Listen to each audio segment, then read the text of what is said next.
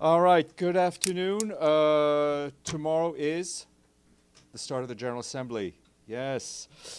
Just to give you a little update on numbers, because I know you like them. We expect about 193 delegations in total, with approximately 89 heads of states, 5 vice presidents, 1 crown prince, 43 heads of government, and... Senor? How many heads of government? 43 heads of governments, 1 crown prince, 5 vice presidents, 89 heads of states, and we have the more detailed breakdown if you're interested. Also, we have about 1,642 bilateral meetings that have been scheduled in the lobby of the General Assembly building, where the temporary meeting booths are. So we're glad to see that member states will use this time for meetings and speaking to people they may not usually speak to. Tomorrow, the opening of the 80th session of the high-level session of the General Assembly, the Secretary General will address world leaders. His speech will be a stark wake-up call to the world, framed around the need to make clear decisions in this decisive time. It will be an appeal for renewal and the urgency of action and moral leadership. He will call out the impunity and the lawlessness that threatens the world order. His speech will be framed around a fundamental question that he will pose to world leaders. What kind of world do we want to choose to build together? The Secretary General will speak of the unique challenges facing our world and the organization itself, and point out that we have our work cut out for us, as our ability to carry out that work is being cut from us. He will lay out 5 critical choices facing humanity: peace, dignity, climate justice, technology in the service of humanity, and a stronger UN. He will also remind world leaders that it is not enough to know that what the right choice is. We must have the courage to act. He will also recall that his own experience growing up in the dictatorship of Portugal, and underscore the importance of never giving up. We will share the Secretary General's remarks under embargo later today. Also want to remind you that because of the many competing events and papers and reports you will have to file, we will not be briefing Tuesday, Wednesday, and Thursday unless there's some major breaking news in addition to all the breaking news we have to deal with, and we will be back in this room on Friday. This morning in the GA Hall, the Secretary General delivered remarks marking the 80th anniversary of the United Nations. 8 decades ago, he said this organization was established to become the place where all nations, whether large or small, could come together to solve problems that no country could solve alone. And yet, he added, at this moment, the principles of the same organization are under assault as never before. The Secretary General listed a number of challenges facing the world today. To address these challenges, we must not only defend the UN, he said, but we must also strengthen it. Those remarks were shared with you. This afternoon, the Secretary General will speak at a conference on the two-state solution, co-sponsored by France and the Kingdom of Saudi Arabia. He's expected to say that the situation on the ground is intolerable and it is deteriorating by the hour. He will also welcome the measures that many member states are taking to galvanize support for the two-state solution, including pledges to recognize the state of Palestine. The Secretary General is to emphasize that we must recommit ourselves to the two-state solution before it is too late, a solution in which 2 independent, democratic, viable, and contiguous and sovereign states are mutually recognized and fully integrated in the international community. He will also stress that statehood for the Palestinians is a right and not a reward, and denying statehood would be a gift to extremists everywhere. Turning to the situation on the ground in Gaza, our colleagues at the Office of the Coordination of Humanitarian Affairs tell us that as Israeli military operations continue across the Gaza Strip, the Palestinian Civil Defense said that over the last 10 days, it carried out more than 50 rescue recovery missions. Health services are also under severe strain, as we've been telling you.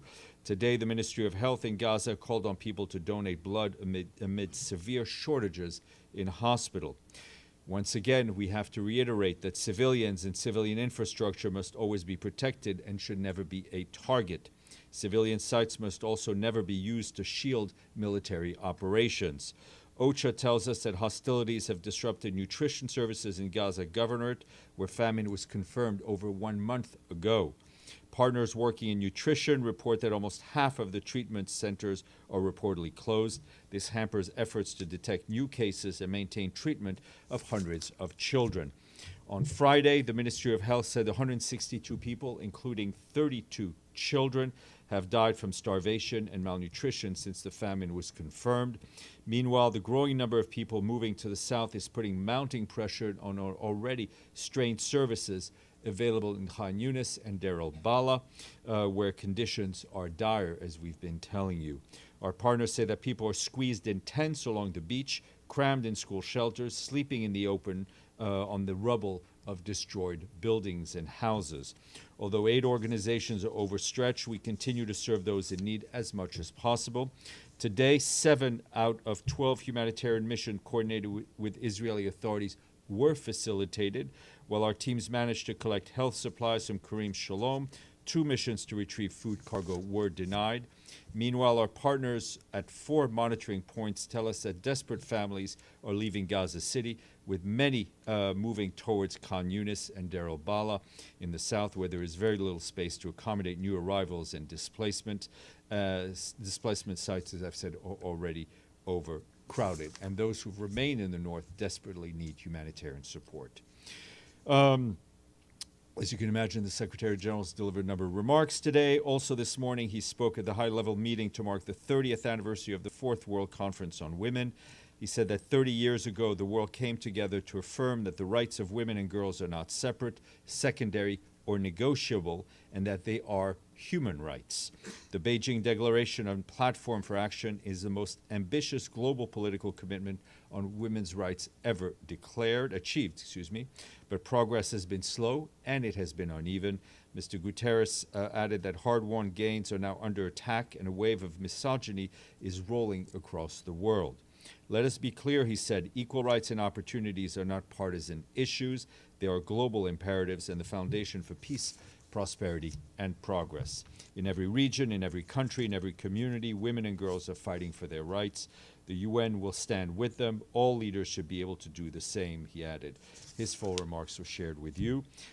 Preview for this afternoon, he will also deliver remarks at the SDG Moment Event and is expected to stress that it's a time to intensify our efforts to achieve the Sustainable Development Goals, that we must regroup, we must recommit, and we must refocus, emphasizing that we need to keep the promise of the SDGs. And this morning, our colleague Melissa Fleming, the head of the Department for Global Communications, opened the SDG Media Zone on the Visitors Plaza. You guys should drop by if you haven't already done so. In a welcoming message, the Secretary General also underscored that the space will be a platform for ideas, a catalyst for action, and a launch pad for hope. And I would, I would encourage you to drop by. They have some absolutely great programming. A few minutes ago, we issued a message from the Secretary General in support of the global initiative to galvanize political commitment to international humanitarian law on the eve of the high-level week. In his message, he said that around the world, international humanitarian law is being trampled. Civilians are paying the price. All parties to the conflict must live up to their obligations and respect these life-saving rules. It is urgent for the global initiative to galvanize political commitment to international humanitarian law. Also this morning, Security Council, as you know, held a meeting on threats to international peace and security. Briefing members was our friend Miroslav Jenča, the Assistant Secretary General for Political Affairs. He said in his remarks that on 19th September, according to Estonian reports, 3 Russian MiG-31 fighters entered up to 10 kilometers inside Estonia's airspace for about 12 minutes, in violation, obviously, of Estonian airspace. Mr. Jenča noted that this latest development follows reported violations by Russian drones in both Polish and Romanian airspace. Mr. Jenča stressed that violations of sovereign countries' airspace are unacceptable, and again urged all concerned to act responsibly and to use all available channels and to take immediate steps to de-escalate tensions and prevent further risks of regional instability. His remarks were shared with you. Meanwhile, on the ground in Ukraine, our humanitarian colleagues tell us that hostilities over the weekend and early this morning killed and injured several civilians across the country, including health workers and emergency responders. That's what the local authorities are telling us. Strikes hit two major cities in Dnipro and Zaporizhzhia, as well as frontline communities in areas further from the front lines. They damaged homes, schools, and other civilian facilities. Civilian casualties were also reported in Chernihiv, Donetsk, Kherson, several other regions. Following these attacks, aid organizations mobilized support for first responders and municipal services, and emergency teams were dispatched to where they were needed. We, along with our humanitarian partners, continue to deliver aid through convoys in frontline areas. On September 19th, an interagency convoy reached the Dujarric community in Donetsk, one of the hardest hit areas following the recent escalation in hostilities. The convoy delivered medical supplies, solar lamps, and other essential items. Moving, a couple of African-related notes. In the Central African Republic, we issued over the weekend a statement about the tragic incident in that country that happened on September 16th, and we had mentioned to you last week. The Secretary General said he's deeply saddened by the death of 4 UN peacekeepers from the Republic of Congo serving in our peacekeeping mission in Central African Republic. 2 others were injured when their armored personnel carrier fell into the Umbela and Poko River while driving from Bangui to Bambari, and this was a routine resupply convoy. Another peacekeeper remains missing, sadly, as of today. Secretary General extends his heartfelt condolences to the families of the fallen peacekeepers, as well as to the government and people of the Republic of Congo, and wishes a speedy recovery to our injured colleagues. And in Sudan, our humanitarian colleagues are warning of a sharp decline in the humanitarian situation in El Fasher, which, as you know, is the besieged capital of North Darfur, where deadly attacks and fresh displacements are compounding the suffering of civilians. The International Organization for Migration reports that about 7,500 human beings fled Abu Shuk displacement camps and parts of El Fasher town. That was just in a few days. That's between the 17th and the 19th of September. All of this is being done while there's a heightened sense and reality of insecurity. And you will have seen that over the weekend, the Secretary General expressed his grave alarm at the rapidly deteriorating situation in El Fasher, warning of growing risks to civilians trapped in the area. Also, Tom Fletcher, our humanitarian chief, warned that El Fasher is on the brink, with civilians besieged in living in famine conditions. This comes after Friday's devastating attack on a mosque, which was reportedly carried out by the Rapid Support Forces, in which over 70 people were killed. UNICEF says at least 11 of the fatalities were children. That's what according to initial reports. This violence continues to have a devastating impact on our humanitarian response efforts. Local aid organization reported to us that they've been forced to suspend operations in El Fasher, in the area of El Fasher last week, due to the security situation, which is unraveling. The organization had been providing health, water, hygiene support, and for several thousand people, despite the tightening siege. On top of that, seasonal flooding throughout the country is increasing humanitarian needs, and across the Darfur region, cholera continues to spread. The outbreak in South Darfur is expanding, with over 5,200 suspected cases and more than 250 deaths reported since May. Yesterday, we and our partners launched a large-scale cholera vaccination campaign across Darfur, aiming to reach about 1.9 million people. First phase is underway in localities in South Darfur, with plans to expand to East and North Darfur states, including Tawila, which is hosting a lot of the people who fled El Fasher. And with heads of states gathering in New York, the Secretary General calls once again for concerted international action in support of the people of Sudan. Mr. Lamamra, as personal envoy, stands ready to support genuine efforts to end the conflict and establish an inclusive political process for the people of Sudan. And moving south to South Sudan, where the political situation and humanitarian are tense, we've seen reports that the first Vice President, Riek Machar, and other individuals today appeared at a special court hearing in Juba. Our peacekeeping mission there tells us it is following the proceedings, reminding us that the judicial process must adhere to international standards of fairness and transparency with full respect for the rule of law and for human rights. On the ground, the mission reports fresh clashes between South Sudan People's Defense Forces and alleged white army elements in Nasir County, which is in Upper Nile State. These clashes have reportedly resulted in casualties and injuries. The mission is verifying the information and reiterate the call for all peace partners for an immediate cessation of hostilities and strict adherence to the revitalized peace agreement. And lastly, and closer to these shores, but also a pretty dramatic situation, that is in Haiti, where the Office of the Coordination of Humanitarian Affairs tells us that violence by armed groups continues to fuel displacement. According to IOM, armed attacks on the commune of Verret in the Artibonite department have forced more than 3,000 people to flee their homes since September 15th. Most of those displaced have sought shelter with host families. The area already experienced similar attacks and displacement 2 months ago. Meanwhile, on September 18th in Northwest, armed groups attacked the commune of Bassin Bleu, setting fire to the police station and the only hospital in the area. According to authorities, a teacher was also killed in the attack. With no access to basic services and under direct threat, about 2,000 people had to flee their homes. These latest incidents highlight the continued spread of violence across different parts of the country, severely impacting lives and property, further weakening access to essential services such as health and education.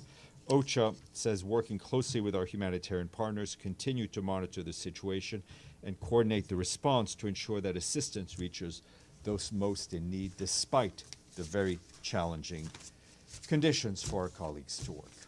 Mr. Klein. Yes, yeah. Excuse me. You mentioned in your remarks regarding the Secretary General's address on the Palestinian-Israeli conflict and the two-state solution, that Palestine has the right, it's not a privilege, to have its own state. But would he also believe that with that right comes responsibilities, and would he favor certain preconditions, such as release of all the hostages, Hamas laying down all of its weapons, and a unified government as preconditions to recognition as an independent state? Let's take it from let me. I was going to say let's take it from the beginning, but I forgot the beginning of your question. But I can remember. yeah. I'm trying to remember myself, but no. The beginning of the premise of the question is you had said, I guess paraphrasing the Secretary General, that the statehood is for the Palestinians is a right, not a privilege. And what I asked before laying down the preconditions is whether that also should mean that there's a responsibility that goes with the right. Let's first of all, every member state of this organization has rights and has responsibilities. And the responsibilities of every member state of this organization is enshrined in the Charter, the Universal Declaration of Human Rights, and the body of internationally agreed to international law. Since the beginning of this phase of the conflict, the Secretary General has been very clear in the need for Hamas and other Palestinian armed groups to release all their hostages unconditionally, right? He wants to see an end to this conflict. He wants to see more humanitarian aid. He wants to see the Israeli hostages released, and he wants to get us back on a track to a two-state solution. Peoples have a right to self-determination, and also for many years, this Secretary General and others have been calling for a unified Palestinian government and for member states to support a unified Palestinian government. The question, though, is whether the release of the hostages, Hamas laying down its arms, and a unified government should be preconditions for recognition of Palestine as a state. Otherwise, it appears to be rather symbolic and nothing else. I mean, people are saying it's a gift to we've seen comments from people saying it's a gift to Hamas. I mean, from what I know of the Hamas charter, Hamas is not calling for a two-state solution. So for the Secretary General, two states living side by side in peace and security is a necessity for the peaceful future of the region. Deji, and then Yeah, just also on Palestine, we know that yesterday 4 countries recognized state of Palestine, which made the number of the countries to more than 150. But Prime Minister Netanyahu said this is, just like you said, the reward to terrorism. But what is more importantly is he said that in the West Bank there will be no state of Palestine. If this is the reaction of to the recognition, do you worry this will actually deteriorate the situation in the West Bank? I think we have to be determined in achieving the goal that we want to achieve, and we cannot let ourselves be distracted by threats and intimidation.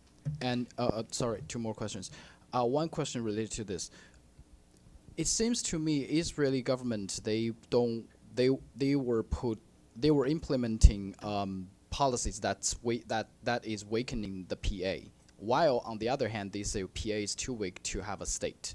So what is the reaction of the Secretary General? Look, you know, Deji, we've gone through this before. You're asking questions that should be asked of an analyst. I mean, the Secretary General's I'm not going to analyze and give you color commentary. The Secretary General's position is clear. He supports the Palestinian Authority. The Palestinian Authority is recognized here as a permanent observer, and we are looking and working for a two-state solution, those 2 states being Israel and Palestine. Okay, one last question. This one is difficult.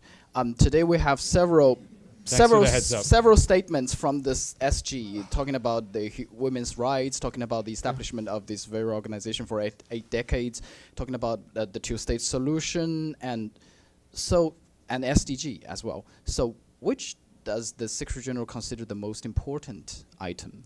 Look, we will we make the statements, we leave it up to you to rank them. Yes, ma'am, if you could introduce yourself, thank you. Hi, my name is Naomi Lim and I'm with the Washington Examiner. So tomorrow marks President Trump's return to the UN after many years not being here.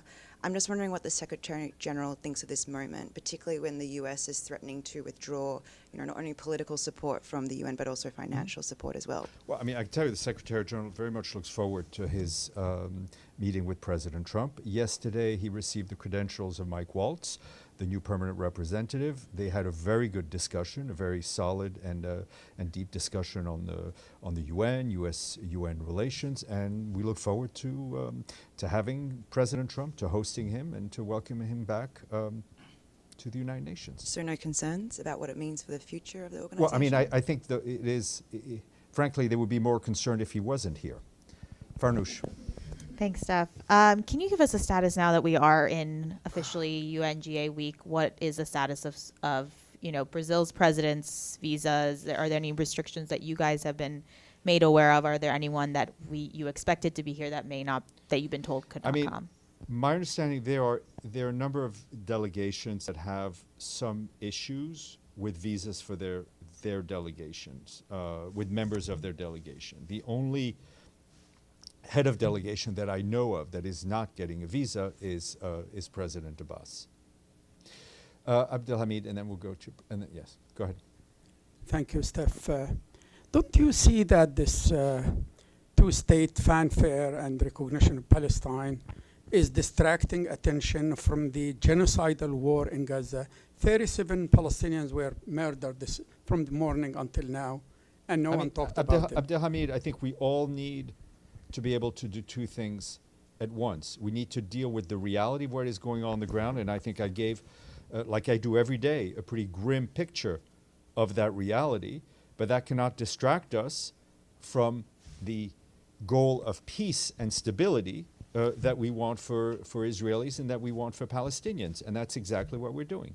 My second question, I don't know if the SG aware of some steps Israel taking in the West Bank, including constructing gates at every single village all around the West Bank. Like Ramallah has about 150 gates around it. and every village has a gate, which is, this is recent. So it's preparing for something coming. Are you aware of this I hadn't development? seen those particular reports, but I think we've been reporting regularly on the deteriorating situation in the West Bank. If you can share your microphone with your neighbor.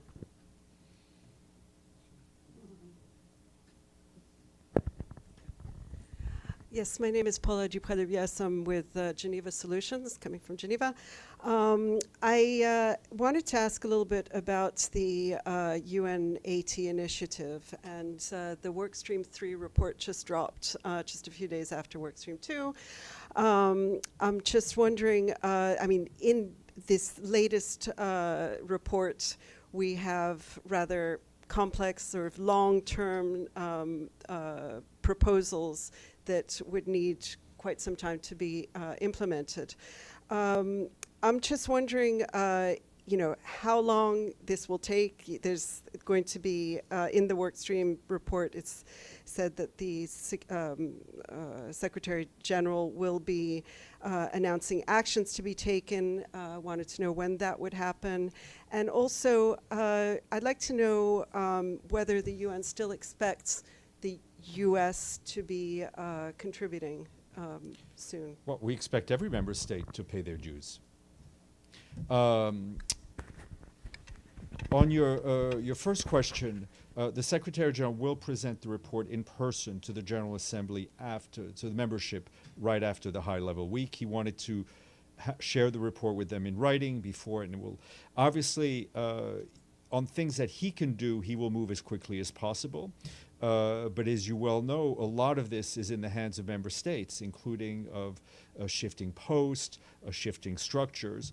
So that will take some time. But the Secretary General is determined to move on this as quickly as possible. David, Ahmed, then Dennis. Thanks, Steph. On the two-state solution, there are now 150 some odd countries, and I've asked this question before, but I would love to hear in simple terms, what does it actually mean moving forward?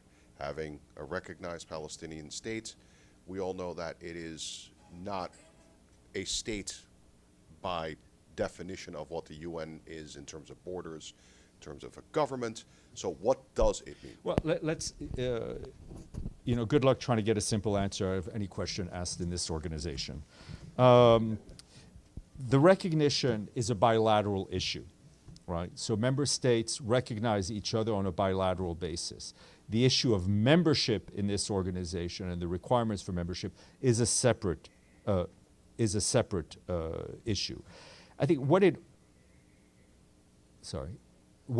all means, I mean, in a way, it's a powerful symbol of our determination, or determination of the majority of member states of where they would like the situation to go.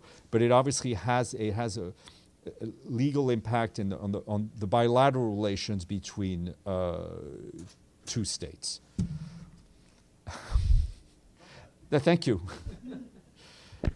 Okay, Steph, on the same point on the two-state solution, the recognition of the state of Palestine.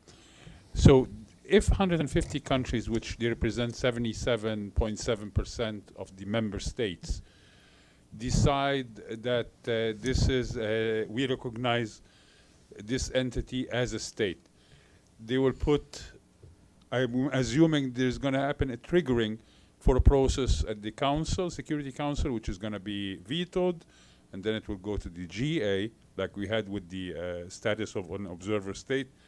What will be the situation that there is 150 nations vote to change the status of Palestine into a full member from an observer member? Since they already on bilateral level, they recognize. You know how much I love to walk down the hypothetical path with you. I can tell you that the charter is clear on the path to membership.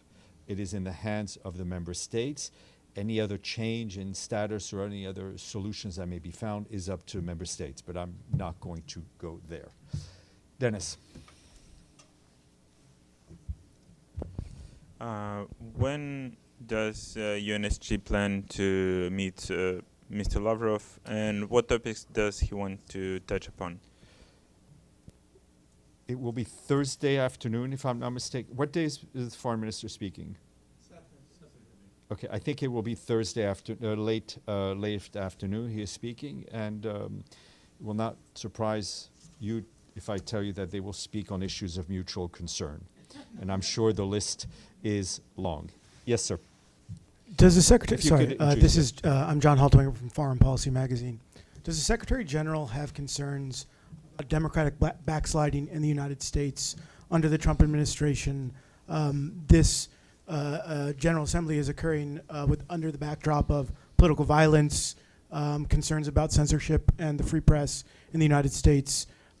These are values that the UN promotes and pushes for countries to uphold.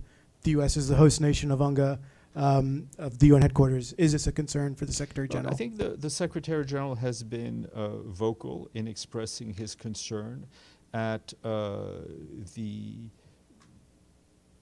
wrong direction in which globally issues having to do with human rights, freedom of the press have been going.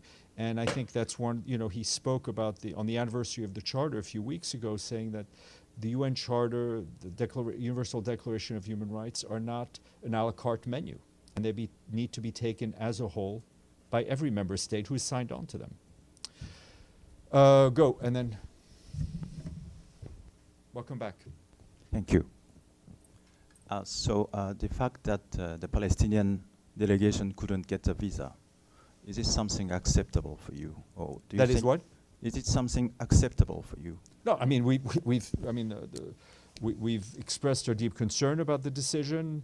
I think we said it is deeply regrettable, and moreover, we've taken it up directly with the host country. But the situation is what it is.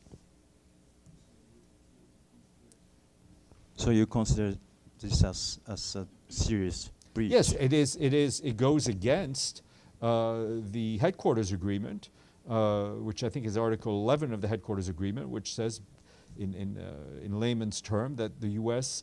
has a duty to facilitate the travel to the United States of people who have business in front of the United Nations. The SDG will complain about that too. We have our legal President counsel Trump and others tomorrow. have been in touch directly with the U.S. government, and it is something that has been taken up by the Committee on Host Country Relations. Please. Go ahead. Sorry. Yes, go ahead. Yes, I wanted to ask, so if you're a Palestinian and you're right now living in a Palestinian recognized state, what does that mean as far as being a Palestinian refugee? And what does that mean as far as UNRWA's work in the region? Well, UNRWA's mandate is given to it by the General Assembly, and I think UNRWA is a band-aid, and they've said so themselves, to be until there's been a settlement on this issue for good. Yes, please go ahead. The General Assembly going to adopt another resolution this afternoon on Palestine. I do not. I think they've already adopted the New York Declaration, but member states will do what member states do. So we'll see. On that note, enjoy the week. Sorry, Evelyn, did you have a question?